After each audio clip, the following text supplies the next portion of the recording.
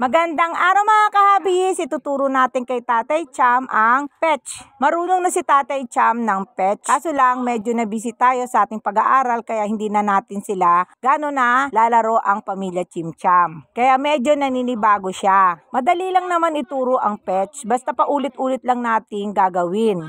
Una, yung paano niya kunin yung bola or laruan. Pag nakuha na niya ang bola or laruan, saka natin siya bibigyan ng treats. Pag napamilyaran na niya yon, ituro naman natin yung paano niya ibibigay sa ating kamay yung bola or laruan. Paulit-ulit lang natin gagawin yun hanggat makuha niya. Pag hindi pa niya nakukuha, ulitin lang natin pero gawin nating mas masaya para mas maiinganyo siyang gawin. Kasi ang mga aso, gustong-gusto nilang nakikipaglaro, laro na yung ganyan. Yung kuha-kuhaan, agaw-agawan. Gaya ng pinakikita ni Tatay Cham, medyo naiinip na siya. Kaya hindi na niya binibigay sa akin yung laruan. Ang gagawin natin ay paparamdam natin na masaya yung ginagawa natin. Yung pakikipaglaro para mapilitan siyang sundin yung ating gustong gawin niya.